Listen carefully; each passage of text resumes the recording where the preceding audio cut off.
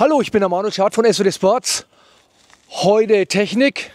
Ihr wisst ja, die neue R12 wird vorgestellt. Den Ursprung habe ich hier unten stehen, die R80 G-S. Und ich nehme mir das raus und will die beiden einfach mal vergleichen. Vergleichen, ist das richtig? Kann man das überhaupt? Nach über 40 Jahren? Ich weiß es nicht.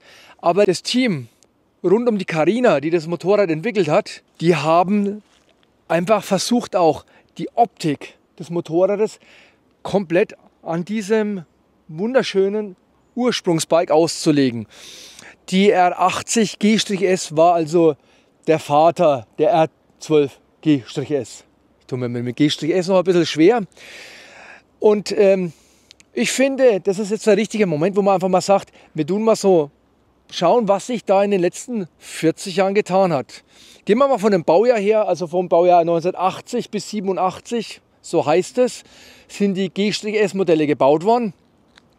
Wir haben von vorne nach hinten einige Sachen, die wirklich auch gleich sind. Ich gehe mal vorne hin. Hier vorne Vorderrad 21 Zoll. Hat man bei BMW schon echt lange nichts mehr gesehen. Ne? 19 Zoll, 18 Zoll, 21 Zoll hat zuletzt die R80 und R100 GS gehabt. Das war 96, 97, da war Bauende. Hier haben wir 260 mm eine Scheibe. Die neue R12, die arbeitet mit einer Doppelscheibenbremsanlage. Natürlich ist auch mehr Bums da und dann muss auch mehr gebremst werden. Hier haben wir Spaghetti-Gabel, die kam aus Italien, weil die so schlank ist. Die neue kommt auch aus Italien. Vielleicht sogar der gleiche Hersteller, aber die neue Gabel, die ist upside down und wesentlich stabiler. Die Lampeneinheit, natürlich ist das noch ein Glas mit einem Einsatz H4. Heute bei der neuen reden wir von LED. LED, stromsparend, größere Lichtausbeute, 40 Jahre dazwischen. Von der Optik von vorne haben sie es schon echt ganz gut geschafft. Hier, der Deckel, der fehlt noch, aber ich denke, da wird es eine Tuning-Firma geben, die danach so eine Verkleidung für die R12 auflegt. Rahmen unterscheidet sich komplett.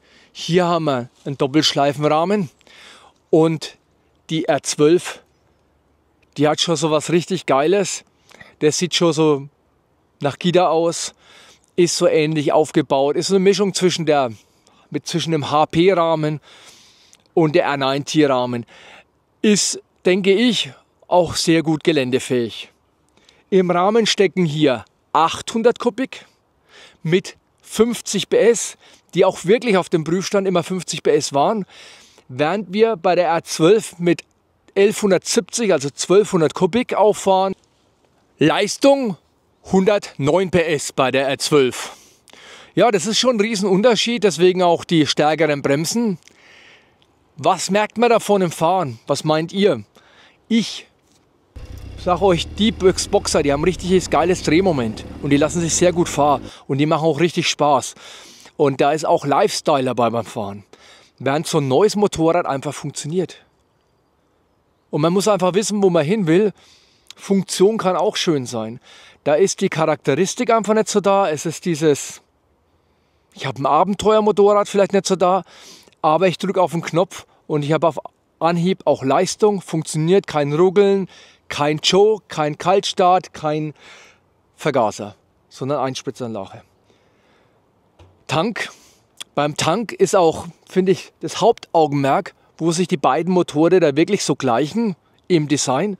Dieser Tank ist ein wenig rundlicher, da haben wir eine kleine Ecke mit drin.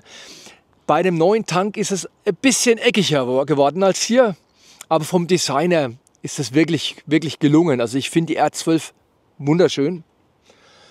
Hier sind wir bei 19 Liter, während die R12 nur 15 Liter hat. Die wird auch unten drunter viel mehr Elektronik verstecken müssen, wo da nur ein Zündzeitschaltgerät und ein Blinkerrelais ist. Mit dem kleinen Tank wird man bestimmt genauso weit kommen wie mit diesem Motorrad. Wir reden ja von unterschiedlichen Verbrauchszahlen. So ein Motor, wenn der nicht wirklich gut gemacht ist, dann mag der auch gern mal 7 Liter auf 100 Kilometer und die neue wird es garantiert nicht brauchen. Gehen wir mal weiter nach hinten und schauen wir uns mal das Hinterrad an. In dem Fall hat BMW noch eine ziemlich kurze Schwinge gehabt für ihr Geländemotorrad. Deswegen die Gummikuh, die hat sie immer aufgehoben und aufgestellt. Hier ist aber schon 18 Zoll verbaut gewesen und das war sehr up to date. Ich weiß nicht, warum sie beim Paralever-Modell dann später auf 17 runtergerutscht sind. 18 Zoll gibt es auch bei der R12 als Sonderausstattung. Ursprünglich wird der R12 mit 17 Zoll ausgeliefert, aber es passt dann 18 Zoll Hinterrad rein. Und es ist ein Kreuzspeichenrad, also sehr stabil. Ich halte im Gelände nicht wirklich viel von den Kreuzspeichenrädern und möchte euch dann auch später Zubehör anbieten, also ein konventionell gespeichertes Rad dafür. Aber da gleichen sich die beiden Motorräder, wobei man die R12 garantiert mit so einem schmalen Schlappen fahren lässt. Da war es ein 110, 120, 18 und die R12, die hat bestimmt einen 150er Schluften drauf. Aber das sind so die Sachen, wo man wirklich auch bestätigt gleich geblieben ist. Am Heck ist hier jetzt der Erzherbis Bacher verbaut mit dem Dualsport-Rücklicht. Der Kotflügel war früher stärker, größer. Die Originalen haben sich ja sehr oft verformt mit dem Auspuff, während bei der R12 das Heck schon schnittiger und sportlicher geworden ist. Aber man kann einfach den Ursprung von den beiden Motorrädern sehr, sehr, sehr gut erkennen. Motorschutz, da hat man früher einfach was drunter geschraubt, also eine kleine Latte. Im Zubehör von BMW gibt es jetzt auch einen Motorschutz, Alu aufgehängt. Es sieht für mich ein bisschen lieblos oder ein bisschen instabil aus. Da möchte ich auch was machen für euch da draußen, damit wir da was Stabiles kriegen. Wir werden auch fahrwerkstechnisch uns mit der R12 beschäftigen und überlegen, eine andere Upside-Down-Gabel reinzustecken mit mehr Federweg und auch ein anderes Federbein der Firma Tractive mit vielleicht einen Zentimeter mehr. Man muss schauen, was man da durchziehen kann. Sitzhöhe, hier sind wir bei 80 cm. Die neue R12, die hat eine Sitzhöhe von 87 cm in der Standardausführung und mit einer erhöhten Sitzbank geht es dann nochmal höher raus. Ja, wir sind jetzt gespannt, wie sie sich fahren lässt. Ich glaube, 6., 7. soll man sie dann beim Händler zu kaufen bekommen. Ich bin gespannt, ich freue mich drauf. Ich schaue mal, ich werde mir auch so einen Bock irgendwie beiholen und dann gucken wir mal, wie wir den noch ein bisschen geländefähiger machen, noch ein wenig Offroad-tauglicher. Aber zum Spazierenfahren und zum Reisen langt das garantiert schon, was die euch da verkaufen. Warum mache ich denn Werbung für so ein neues Motorrad eigentlich? Kann man sich schon fragen. Nicht jeder Mensch ist dafür geboren, einen Zweiventiler umzubauen, sich dem Zweiventiler zu widmen. Und vom Geld her sind 23.000, was die R12 kosten soll, im Vergleich zu einem Umbau manchmal nur die Hälfte. Es gibt sehr viele Vorteile für eine SWT, es gibt auch sehr viele Nachteile. In dem Fall möchte ich die Nachteile erstmal hervorheben. Wir hatten eine lange Wartezeit. Unsere Motorräder kosten relativ viel Geld. Und man muss technisch begabt sein. Aufsetzen und einfach fahren, das geht nicht immer. Man sollte schon mal wissen, wie ein Vergaser funktioniert und sollte auch den Umgang mit einer Prüflampe. Weil die Elektronik in so einem Motorrädern ist ja immer noch alt, dass man das auch beherrscht. Und daher sage ich denen da draußen, die einfach ein schönes Motorrad wollen, wo ein Einspritzer ist und vielleicht technisch weniger Probleme macht. Das ist ja immer dahingestellt, ne?